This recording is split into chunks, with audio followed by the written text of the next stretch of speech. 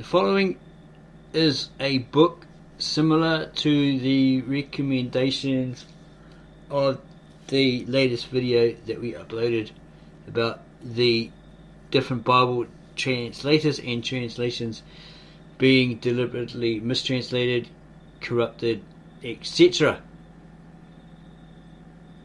This is a book titled A Church Undone, document from the German Christian faith movement 1932 to 1940 that we found in public domain, public access. It's for educational purposes alone. Within this video we've created and uploaded, and no copyright infringement or breach was intended, and this video is for educational purposes alone. A Church Undone, documents from the German Christian faith movement 1932 to 1940, publication date 2015. And here is some information underneath it, online resource, etc. Decades after the Holocaust, many assumed that the churches in Germany resisted the Nazi regime. In fact, resistance was exceptional. Almost all Germans were Christians or Roman Catholics, and almost all Christians in Germany stood by, becoming intentionally or unintentionally complicit in Nazi policies and practices.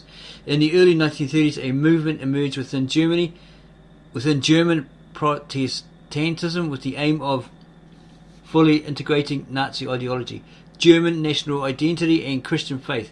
The Deutsche Christen, or German Christians as they were called, interpreted the Christian faith and the role of the church in society in service of the Nazi revolution. They married centuries-old Christian anti-Judaism to the Nazis' racial anti-Semitism and sought to eradicate all traces of Judaism from Christianity. Well, apparently Zionism was dead, and it came to life in the 1930s when Hitler became Chancellor. Then either before that or after he became Chancellor, it was rampant.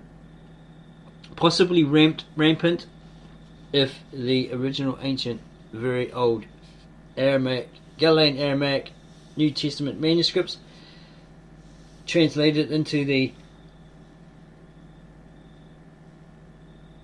nearest English equivalent by a native-born Aramaic-speaking translator, filmmaker Victor and Alexander, actually talk about, it might be Revelation 13 or 15 or something like that, we can't remember. We can post it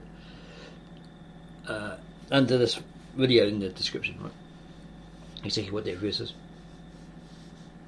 That the kings of the rising of the sun, the Euphrates dried up, they came across it, and they went to, in Hebrew, a place called Armageddon, and in the footnotes it says Berlin. And there, according to Rabbi Reuben in his video A Warning, he details that these people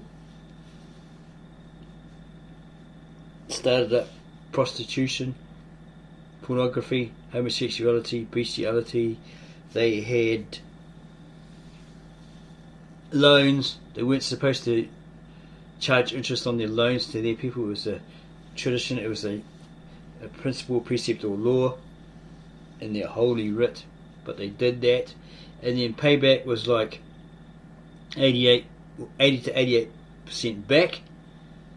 You couldn't buy a loaf of bread because inflation was just rocketing, so every time you came with a cartload of money, Reichsmarks, you didn't have enough to buy a simple staple food as bread.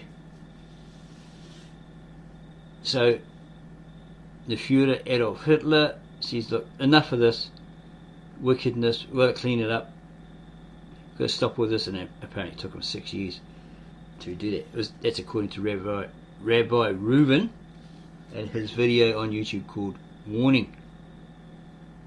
A Warning 2. So it is in comparison with the Galilean Aramaic. Rabbi Reuben noticeably does talk about the Tap Asherah, but he doesn't know much about it. Well, yeah, he doesn't know much about it. But yeah, it's uncanny how it matches with Victor N. Alexander's translation into the nearest English equivalent of that particular book of Revelations. In John's vision, apparently, in the translation, he sees an angel who tips a jar onto the earth, and then he says, "Here it comes." And then these talent-like objects fall from the sky, and it basically hit people on the head. It's such a great hail that it causes the worst ever earthquake felt in human history since humans were created. People were created like never before. So these people were running for their lives because buildings, etc., mountains apparently were disappearing, all this sort of stuff. There's that great earthquake. So they were running and they were cursing God. They were blaspheming Him, etc. But it translates in the footnotes or shown in the footnotes as bombs. So this was a new kind of warfare where you didn't just drop one or two from a Sopwith Camel or a biplane or triplane over an army, right? And then fly off. You dropped truckloads of it, right? Maybe 30, 40 lots of bombs, whatever that your plane could carry, on the enemy or on a city. Okay? So it's all been prophesied in the book of Revelations. When the angel says, "Here it comes," he's talking about World War II. Okay? And it says something about the city of desolation is Berlin. And the cities are split into 2 or 3 or something like that. You don't know if it's like jumping forward to, like Berlin and the West Wall and all that sort of stuff. Not really sure on that one, because it's copied by hand copied probably by a scribe or monk from the Apostolic Church of the East. John had this Eastern mindset as well. So this translator, Victor Alexander, who's from Mesopotamia, Syria, he has an Eastern mindset as well. And it often doesn't mean what we think it means. We have a Western mindset, so we don't really understand it.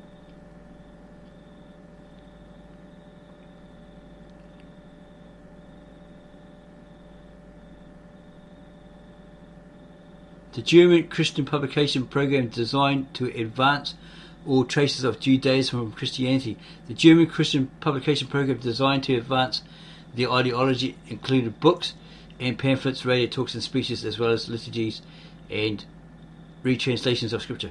Oh yeah, we forgot to say as well, this vision of John, translated in the Galilean Aramaic, from the Galilean Aramaic New Testament manuscript, seems to match slightly what Nostradamus in his, are they called latrines or something, or something like that, where he states he had this vision, this prophecy, this prophetic vision, and he was in his carriage or something. We've actually seen a movie, so it might be a little bit exaggerated, but he's in his carriage and he sees these soldiers running past him with all these fangle-dangled equipment, and we can see that they're actually Germans, etc., but he's got no idea what's going on.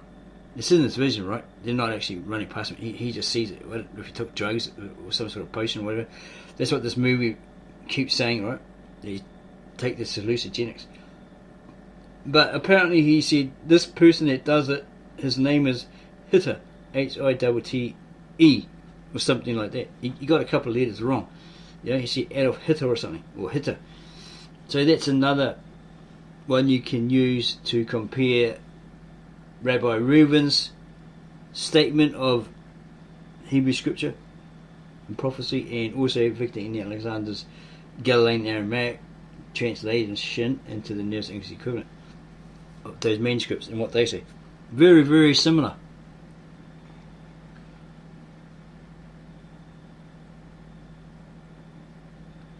The German Christian publication program, designed to advance their ideology, included books and pamphlets, radio talk and speeches, as well as liturgies and retranslations of Scripture. For the first time in English, Mary M. Solberg presents a selection of representative documents of the German Christians. Her introduction to the volume sets the historical context of the movement and offers short introductions to each of the specific readings.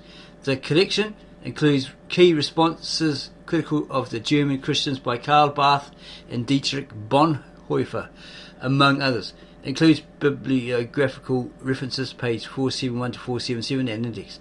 Preface and acknowledgement, introduction, Mary M. Solberg, the original guidelines of the German Christian faith movement, Joachim Hostenfelder, the Aryan paragraph in the Church and responses, various authors, etc., etc. So let's have a look at this book.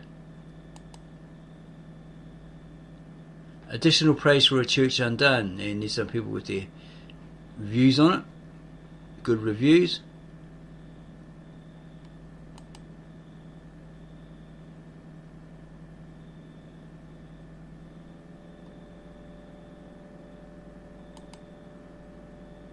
A Church Undone, documents on the German Christian faith movement 1932 to 1940, selected, translated and introduced by Mary M. Solberg.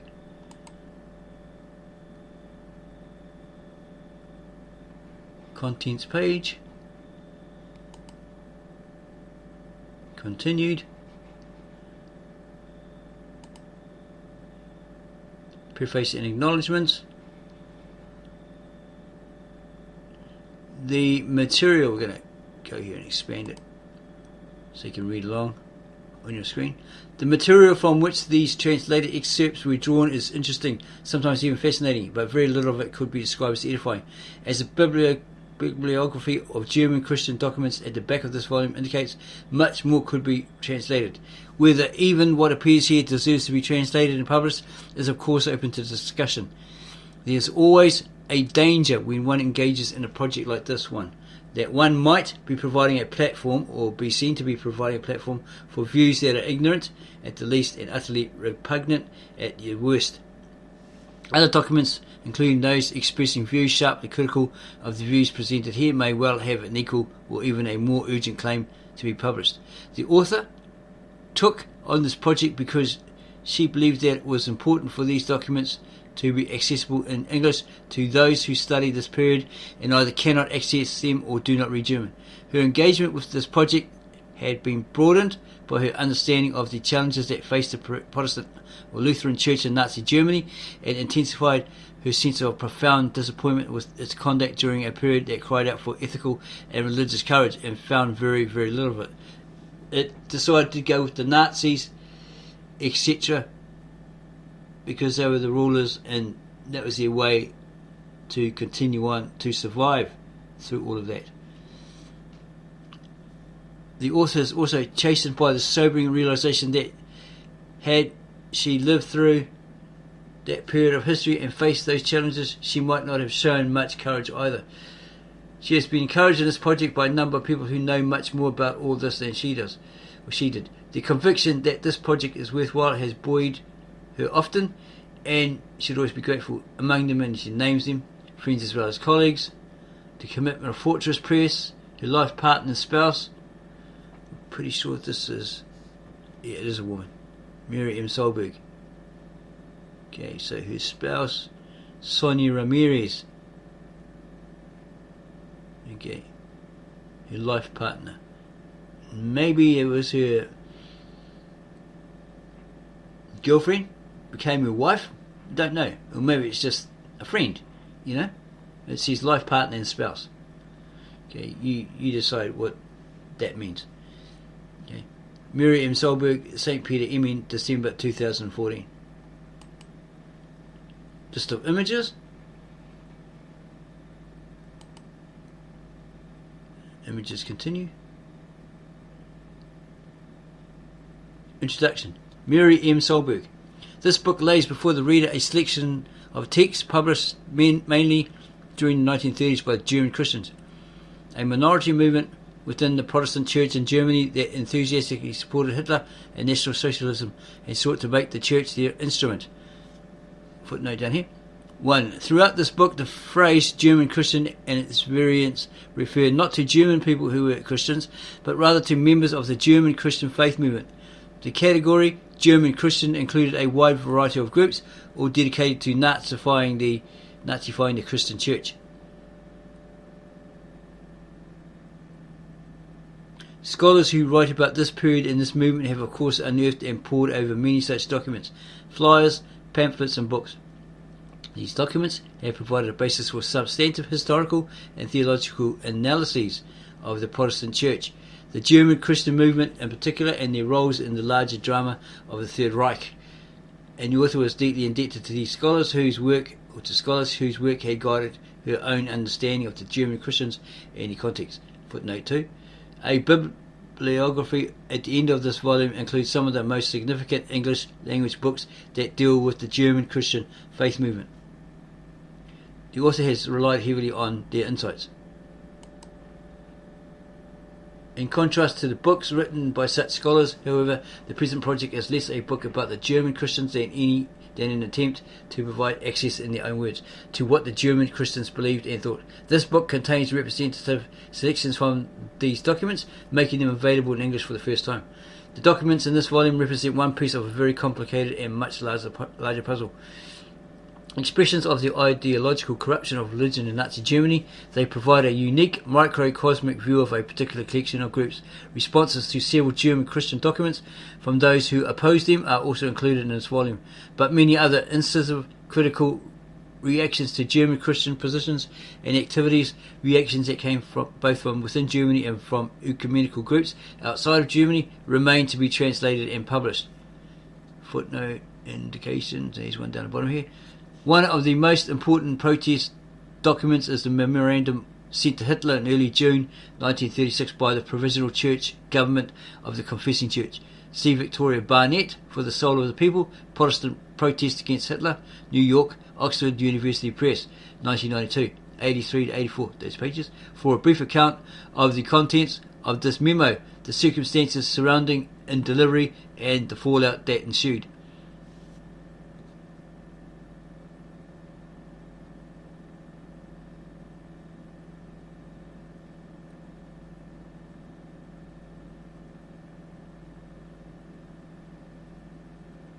The addition of these materials to the resources available to scholars and students will surely both complicate the picture and help complete it. In the study of the ideas that animated the German Christians, James R. Zabel articulates a few other scholars. In the study of the ideas that animated the German Christians, James A. Zabel articulates a view other scholars share. And there's a note there on James A. Zabel. Nazism and the Pastors, a study of the ideas of three Deutsche Christian groups. Masola, MT, Scholars Press, 1976, 12.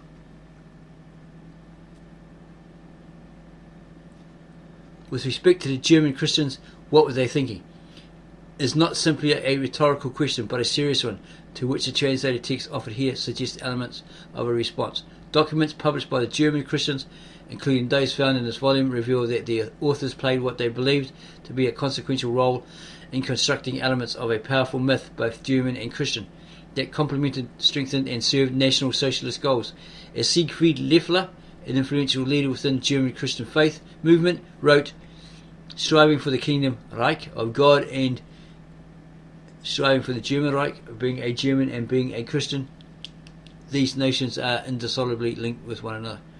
To begin with, for many years, the author knew next to nothing about the role of the churches in Nazi Germany in facilitating ignorance or tolerance in the face of evil. She knew, of course, about Dietrich Bonhoeffer, the young Lutheran pastor executed by the Nazis for his role in the plot to kill Hitler. If he was atypical in his heroic work in the resistance, the author supposed that at least he must have had some numerically significant company among his fellow Christians in Germany. Surely others, theologians, pastors, laypeople, had spoken out or actively stood in the way of the Nazi juggernaut. As it turned out, the author had made some assumptions that she had not examined. This she discovered when one of her students, Alter Baumgart, chose to write her thesis on the conduct of the German churches during the Third Reich. The author urged her to try to locate whatever primary Here is a footnote indication. From Christ in Germany's Third Reich, the nature, the path and the goal of the German Christian Church movement, accepted in this volume.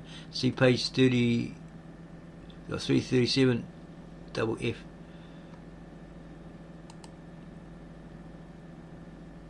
Okay, she's go back here. They also tried to urge her to locate whatever primary material she could and to integrate them into her work instead of immediately recruiting Dietrich Bonhoeffer, a move her assumptions would have led her to make. Her student had the pluck to scan a wider horizon, and it goes on about that. The author, I was eager to examine the book. German Christians, she wondered, who could they be? As she pored over the fragile yellowing pages covered with old-fashioned Gothic German font, she was by turns fascinated and horrified, a bit as if she were watching an automobile accident. She read this: the great experience from which radiates everything we think and do today is Adolf Hitler and the National Socialist Revolution. What kind of Christian, the author asked herself, had produced these paragraphs in praise of National Socialism? And this, just as Martin Luther freed the core of the German soul, just so Adolf Hitler, as the instrument of our God, became the framer of German destiny.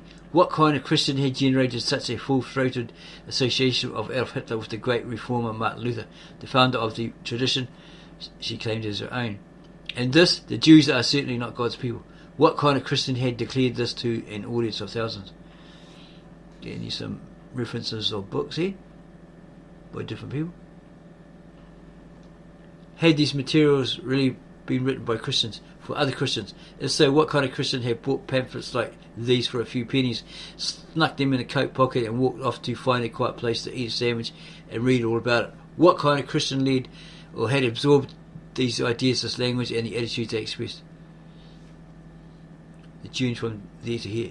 The author could read these pages because she knew German, a legacy of 3 sojourns in Germany. The first 2, 1940-1950 and 1953-56 as a young child, where her parents had worked alongside German churches and social service agencies that were digging their way out of the spiritual and material rubble of the Second World War. And then right after college, 1968-69, as a student on a Fulbright fellowship at the University of Heidelberg. She was raised in the 1950s mainly in Sioux Falls, South Dakota, where her college professor father taught US history. At home, they said table grace in German, sang German rounds in the Advent and Christmas seasons. Her parents, writing in English, corresponded regularly with several dozen families that had befriended in Germany who wrote back in German. In high school, her graduating class numbered just over 800. She knew only 2 Jewish students. And then she goes off to college. She met more Jews. She recalls having heated discussions with several of them about the Germans and Germany, which in those days she considered her second home. The subject of the Holocaust, as nearly as she can recall, never arose. They never talked about it, at least not explicitly. And although she majored in history, the Holocaust was not a subject her professors or the students spent much time on. And she continues about the Vietnam War, then El Salvador.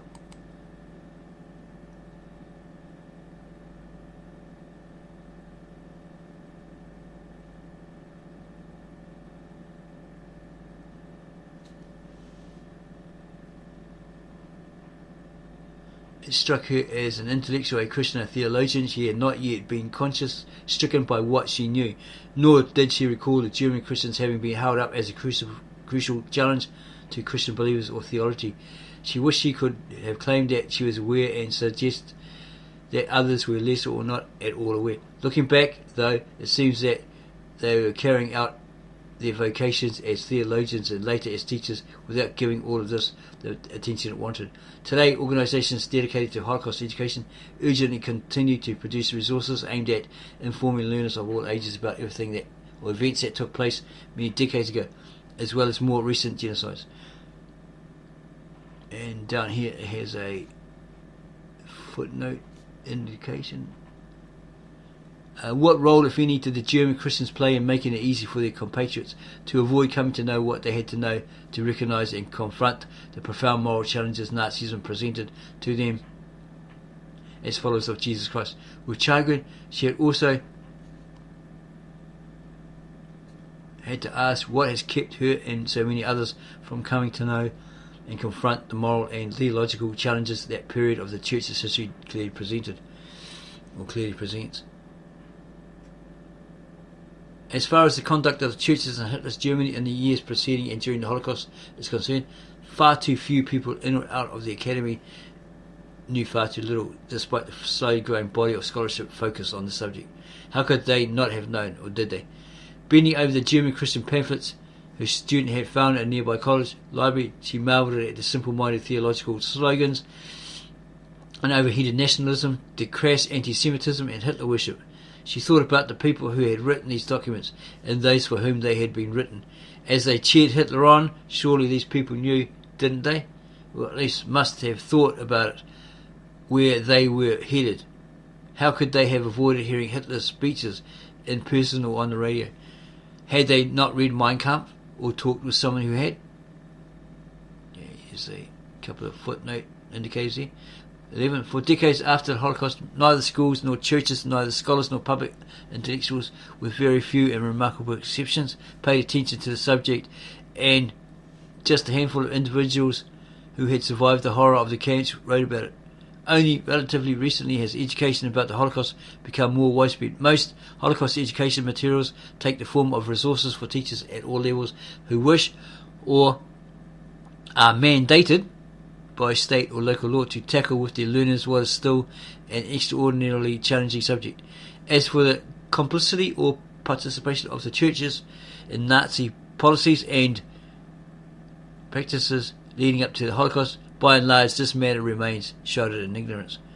12. Most German families had radios, thanks to the mass production of two cheap types of radios known as people's receivers.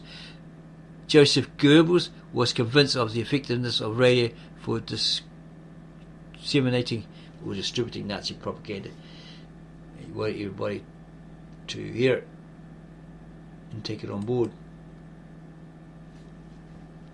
As the dehumanizing and then murderous Nazi policies towards the Jews were being implemented, the April 1, 1933 boycott of Jewish businesses, shortly thereafter the Aryan paragraph expelling Jews from civil service, the Nuremberg laws of 1935 stripping Jews of citizenship, the pogrom that came to be known as the Night of Broken Glass, Kristallnacht in November of 1938. How was it that millions of their non-Jewish neighbours looked the other way? Literally and figuratively. Surely they saw, and many of them read, Der Stürmer, the vulgar anti-Semitic tabloid newspaper sold at countless kiosks on the street and in the train stations. And what about the road signs outside towns and villages all over Germany saying Jews are not wanted here? Had not the farmers and shop owners permitted these signs to be planted one by one in the soil on the edges of the town? Or perhaps they themselves had helped plant them, then washed the dirt from their hands and gone on with their day's work. One imagines that for most ordinary Germans, it would have been hard not to know of the active persecutions of the Jews. Many must have looked on but not perceived what was happening as offensive. Much or most of this may even have passed for normal for the good Christian people of Germany. Should one not have expected different responses from parish pastors and church leaders? They're probably scared as hell of repercussion, right? As disturbing as these expressions of anti-Semitism are at retrospect, speeches, laws, signs, prints, and broadcast propaganda, they seem not to have insulted the religious faith of most Germans. Historian Ian Kershaw suggests that popular opinion in this overwhelming Christian nation was largely indifferent and infused with a latent anti-Jewish feeling. 13. Popular opinion and political dissent in the Third Reich, Bavaria 1933-45, Oxford, UK, Clarendon Press 1983, 277, page 277 probably. Pastors, theologians and ordinary churchgoers alike appeared to have understood their faith in terms that permitted or even encouraged attitudes and practices that now seem utterly to contradict the most basic ethical precepts of Christianity? Could faithful Christians have been oblivious to their complicity in the monstrous violence done against their neighbours, knowing and not knowing? Far more often than we care to not acknowledge, knowing or failing to know are choices. Sometimes they are individual choices, sometimes institutional or even societal. As is often true of choices, a host of factors, overt and covert, conscious and unconscious, implicit and explicit, impinge on the choice to know or not to know. Whatever factors bear on them, however, such choices have ethical implications. The ethical implications of knowing or failing to know were as critical during the Third Reich as they are today, as the 21st century unfolds. Today, as then, they drive us toward the question of how we are implicated in what we have come to know, what we have to do with it, and to the question of how we are to live with what we come to know. As a theologian, the author continued to wrestle with these challenges, sparked for her in first place by her Salvadorian experience in the 1980s. The longer she taught, the less surprised she was to discover that such questions provoke and frustrate many of her students too, as the education opens windows and doors, revealing a world in deep distress. It is a world in which most people hold on to life by their fingernails, a world that hungers and thirsts for food and water as much as for justice and peace, a world being transformed and deformed by climate change and global capitalism, religious conflict, and acts of terrorism. As they move further and further beyond the boundaries of their comfort zones, her students asked, how shall they live with what they are coming to know? A crucial corollary question is this one: what keeps us from knowing or choosing to know what we must know to live rightly, responsibly, accountably? What keeps us from knowing about the large and small ways in which how we live as individuals and as a nation contributes to burgeoning economic inequality? What keeps us from knowing how what we do and fail to do accelerates the rate of climate change, imperiling this planet and everything that inhabits it? What keeps us from knowing the appalling history of Euro-American treatment of native peoples in North and South America? What keeps us from knowing how profoundly our nation's history has been corrupted by slavery and lynching, Jim Crow and segregation? Perhaps it makes more sense to reiterate the language used above. What keeps us from remembering that we know? What keeps us from being struck by what we know? Returning to the theme of this volume, what has kept so many of us, especially those of us who identify ourselves as Christian, from knowing about the complicity of the churches whose tradition we share in the rise and progress of Nazism and all its horrific sequelae,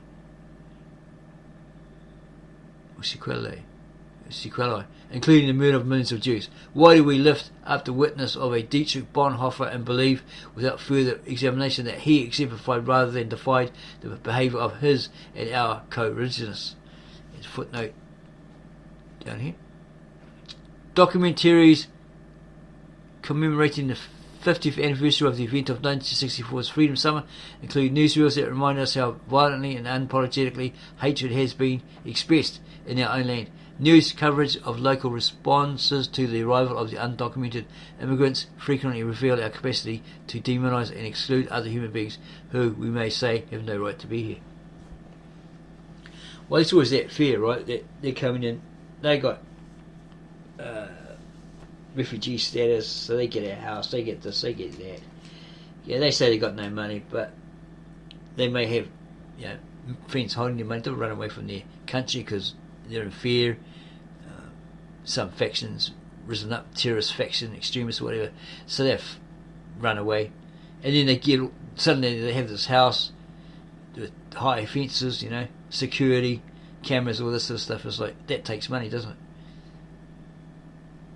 So, but they do the wise thing. They put 7 or 8 family members in there, and they get a job. They do something, do a business, and they contribute to a fund, and then they buy them a house, right? And then they do the same thing, and they buy someone else a house. They do the same thing. This is what Chinese do, right? Okay. That's what the Asians do.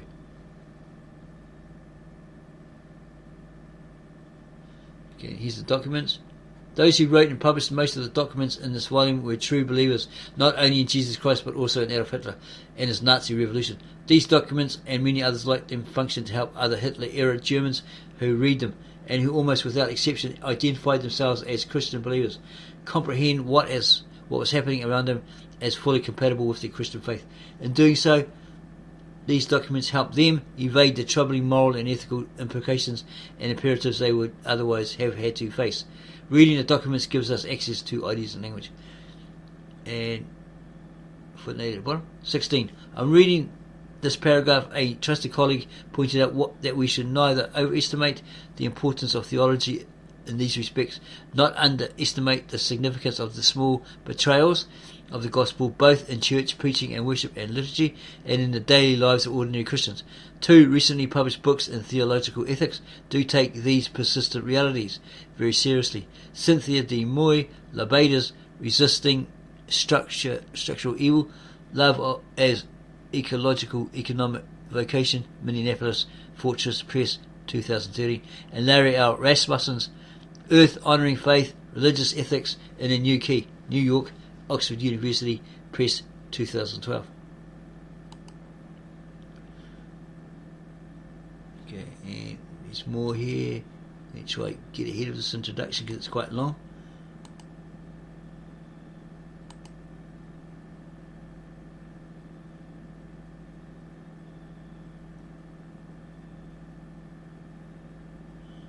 She talks about the German Christian faith movement, whose earliest strands had been woven in the early 1920s, was perhaps the most articulate expression of this commitment.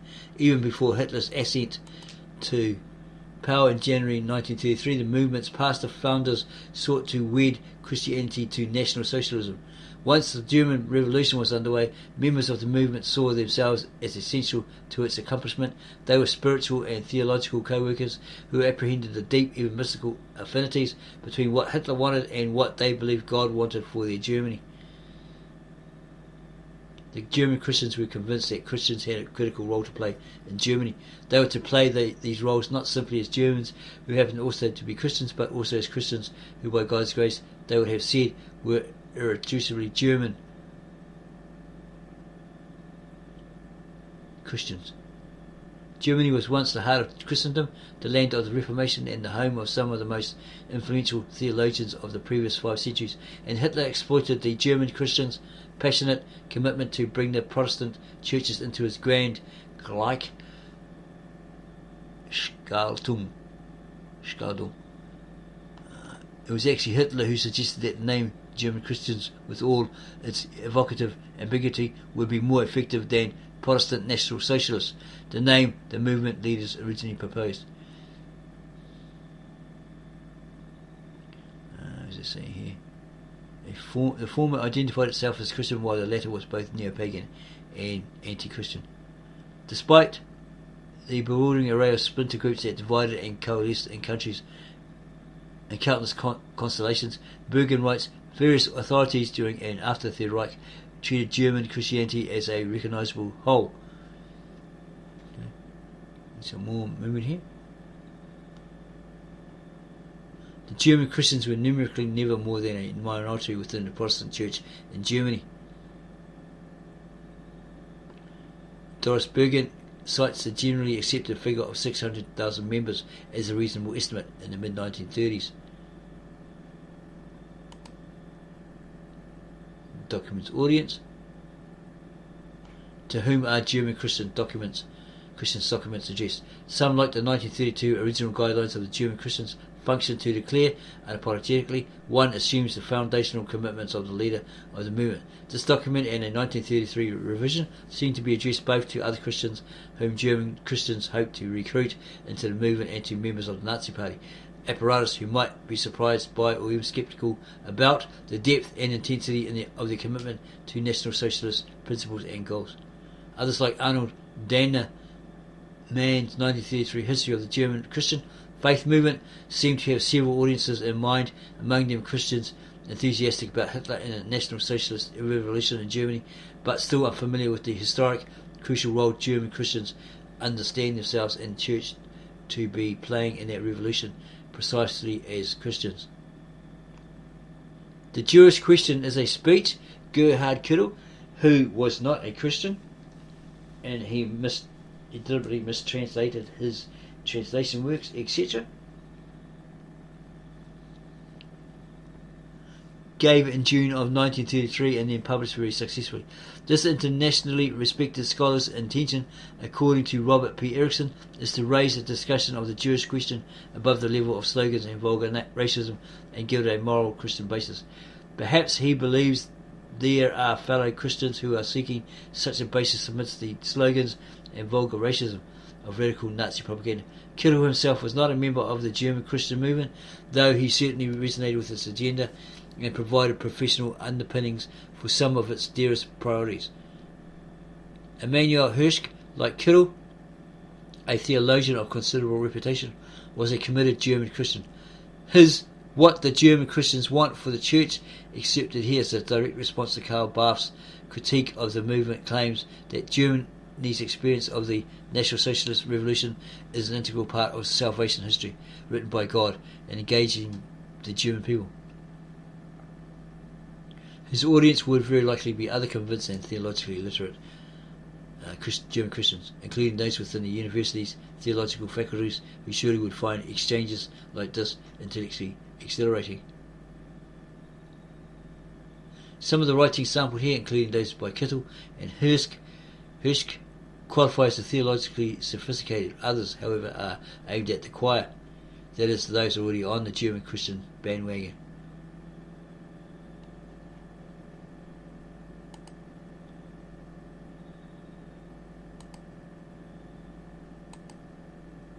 Try and skip all this introduction. We've been on it long enough. It's quite a long introduction.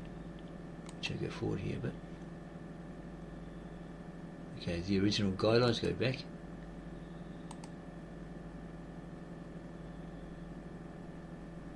Joachim Hossenfelder introduction. These 10 guidelines were written by Pastor Joachim Hossenfelder and published in June 1932. Key words and phrases point to some of the movement's preoccupations. Positive Christianity refers directly to the same phrase in point 24 of the 1920 platform of the National Socialist German Workers' Nazi Party. 1. A positive Christianity was understood to be beyond denominations and emphasized an active, heroic Christ. That Hitler included this in the platform signaled his sense that he would need the support of the churches as he embarked on his National Socialist project. The German Christians favour a heroic piety, reject both the weak leadership and the parliamentarianism of the church as it presently configured at that time, right? And dedicate themselves to the battle against Marxism, communism, right? The guideline spell out the movement's convictions that race, ethnicity, Volkstum, and nation are orders of life given and entrusted to us by God. The movement opposed race mixing, the mission to the Jews, and both pacifism and internationalism. In every important respect, this self-identified Christian movement resonates with and reflects all the important commitments favoured by the National Socialists. The following year, the movement's guidelines were revised, a slightly muted text left out over all references to Jews and Judaism. See here, find the revised guidelines translated as part of Arnold Dunnemann's The History of the German Christian Faith Movement, paragraph 1 double F in this volume, this particular book. It looks like a copy of it there.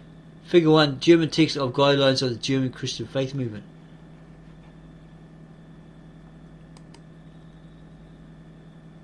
The original guidelines of the German Christian Faith Movement, 1932, Joachim Hossenfelder. And he details those. Protestant clergy may belong to a Masonic lodge. These 10 points of the German Christian movement are a call for us to come together. They form a broad outline of direction for a future Protestant national church, Reich, Reichskirche, that while safeguarding peace among denominations will develop the strengths of our Reformation faith for the good of the German people. The Aryan paragraph in the Church and responses, various authors. Introduction.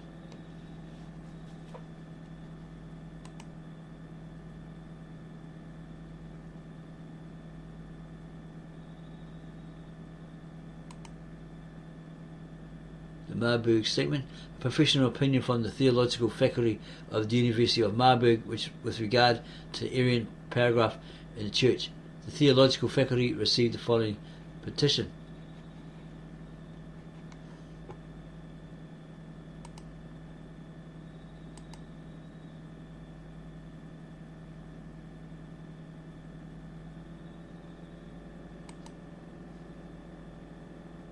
The Erlangen Statement.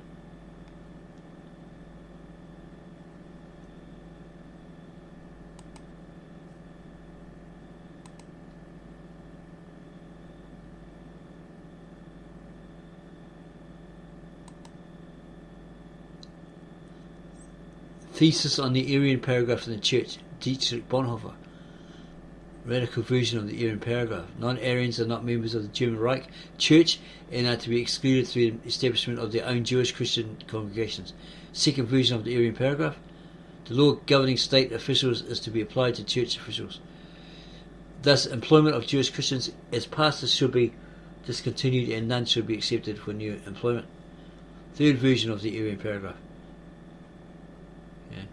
Regards version 1 and so forth. They probably changed it and refined it, make it simpler, easier to understand. The German Christians say the Church is not allowed to undo or to disregard God's orders, and race is one of them. So the Church must be racially constituted. Okay, and somebody states something, and then the German Christians reply with what they think, right? What they believe.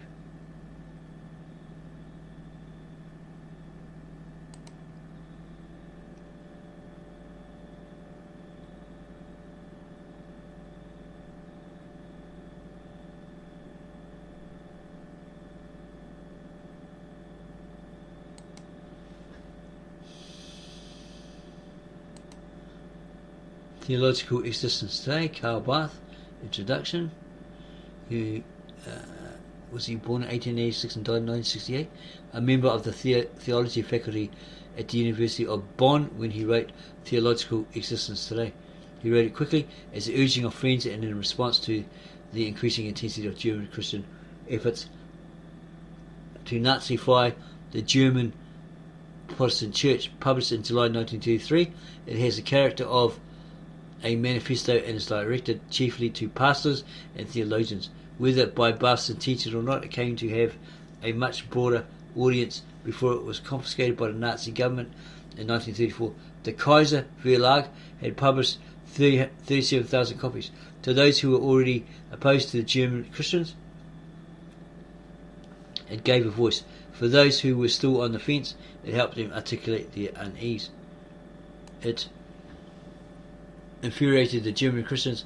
Barth personally sent a copy of the piece to Hitler. Ooh, that might have made him mad, right? It had fit. Barth makes a number of key points in these excerpts. Within the Protestant churches, the German Christians were greeting the German Revolution led by the Nazis as a turning point in world history, a new beginning for the German nation and people, a sign of God's providential engagement in earthly events. For them, Barth writes, the recognition of the glory of the National Socialist state is not only a civic duty, but instead a matter of faith. Barth's sharp response is that the attention, loyalty and passion of the theological existence, the Church's vocation, must be utterly focused on the Word of God. No other claim may be permitted to deflect the Church from its vocation or insinuate itself in place of that calling. Even worse than the theology of the German Christians, Barth avers, is the way the Protestant Church has up until now dealt with them. There has been a puzzling lack of resistance to the assault of this movement. He calls for a spiritual centre of resistance, a church that will carry out its responsibility, namely to serve the Word of God in the midst of this people. Barth's strong claim to the independence of the Church from the state and from the politicised agenda of the German Christians in support of that state was surely an implicit attack on the totalitarian claims of the Nazi state. In this sense, Barth was a threat to the Nazi state and to the German Christians who supported it.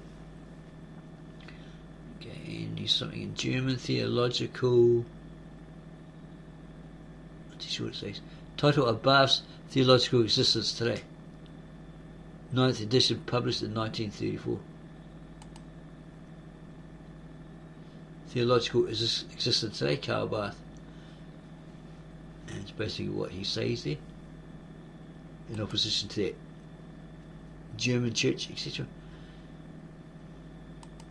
And the Nazi Socialist Party.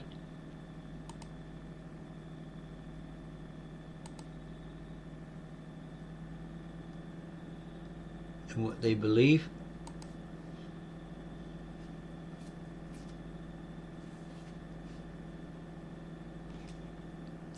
Is this the author?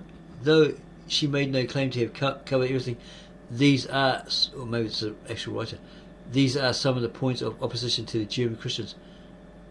But as emphatically as this person would like to advocate them, just as little does this person want them emphasised in connection with what really matters to that person. We would not have spoken out simply for the sake of rejecting the German Christians and expect absolutely nothing from a discussion with their spokesman, and so forth. On the one hand, we have the reality of a very puzzling lack of resistance on the part of pastors and members of congregations and leaders of the church, professors and students of theology, educated and uneducated people, old and young people, liberals, fundamentalists and pious, Lutherans and Reformed, who have succumbed in droves to the assault of this movement, succumbed as if to a real serious psychosis. One group surrenders in the honest belief that they have finally received a positively messianic message, others with some deep philosophical justification or other, the kind we find most reliable when we let reality take us by storm. A third group capitulates with the simplistic reflection that whatever makes sense in the political arena will also be easiest in the ecclesiastical. A fourth, with anxious judiciousness, fearful that it will be shut out, its value gifts left unexploited because everything is heading in the same direction anyway. A fifth, with the wise caveat that they affirm only what is good in this movement. A sixth goes along somewhat hesitantly, thinking that when the time is right they will become the loyal opposition and overcome the one-sidedness of the movement from the inside out, but one and all capitulate to a cause that bears the stamp of error so clearly on its forehead. As all this became possible, where was the straightforward but decisive question as to the Christian truth? Or can this question no longer be asked in today's Protestant church? Have it been completely thrown out in shouts of jubilation or groaning at the new departure, reality, life, the historical movement, and all sorts of other slogans intended to suffocate all Christian critique?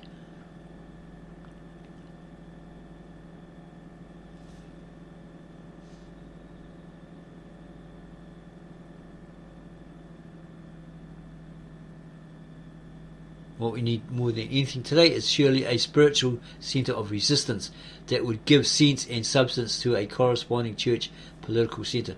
Whoever understands this will not choose just any fight, but will place a sober admonition to pray and work on its programme. Let us not be too quick to say that this is no help at all in the midst of the worries and tumults of the summer of 1933. Theologians who have so often preached fine sermons on God's help as the only true aid should be a little ashamed to say this so quickly. They should let themselves be persuaded by the word.